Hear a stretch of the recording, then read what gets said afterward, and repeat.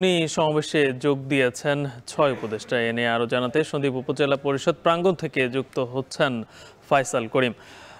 ফয়সাল, এর আগের সংবাদে আপনি যুক্ত হয়েছিলেন আমাদের সঙ্গে, তখন ফেরি চলছিল। নিশ্চয় এখন অন্য পারে আপনারা আছেন, সেখানকার আনুষ্ঠানিকতার বিস্তারিত জানাবেন। অবশ্যই ভালো। আমরা দেখেছি ফেরি থেকে নামার পরপরই সন্দ্বীপ প্রান্তের যেই উদ্বোধনী আনুষ্ঠানিকতা সেগুলো শেষ করেছেন উপদেষ্টারা, এবং তার পরপরই তারা ছুটে এসেছেন উপজেলা পরিষদের প্রাঙ্গণে, এবং এখানে একটি সমাবেশের আয়োজন করা হয়েছে, উদ্বোধনী সমাবেশ, এবং এখানে হাজার হাজার সন্দ্বীপবাসী উপস্থিত হয়েছেন। এবং এমন একটি স্মরণীয় ক্ষণ, যেটি একটি মাইল ফলক সন্দ্বীপের জন্য।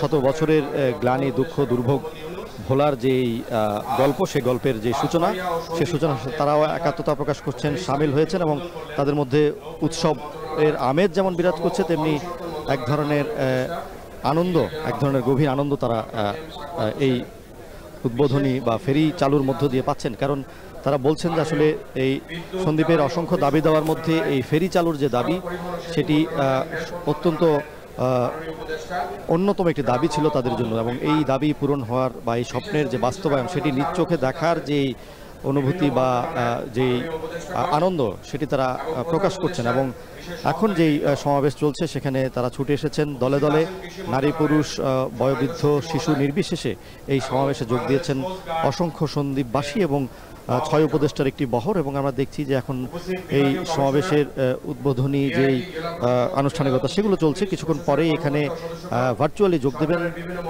প্রধান উপদেষ্টা অধ্যাপক ডক্টর মোহাম্মদ ইউনূস, এবং তিনি এই যে একটি ঐতিহাসিক মুহূর্ত, সেই ঐতিহাসিক মুহূর্তের সাক্ষী হবেন, সঙ্গী হবেন, এবং তার পক্ষ থেকে তিনি সন্দ্বীপবাসীর উদ্দেশ্যে একটি বক্তব্য রাখবেন। এবং আমরা যেটি জানি যে আসলে এই সন্দ্বীপ আসলে দীর্ঘদিন বিচ্ছিন্ন ছিল। ব্রিটিশ আমল থেকেই এই সন্দ্বীপ একটি বিচ্ছিন্ন উপকূলীয় উপজেলা চট্টগ্রামের, এবং এই উপজেলাটি বিচ্ছিন্ন হওয়ার কারণে, অর্থাৎ যেই বঙ্গোপসাগরের যেই বঙ্গোপসাগরের যে সীমানা, সেই সীমানা বা যেই জলপথ, সেই জলপথ আসলে দুর্গম ছিল সন্দ্বীপবাসীর জন্য সবসময়।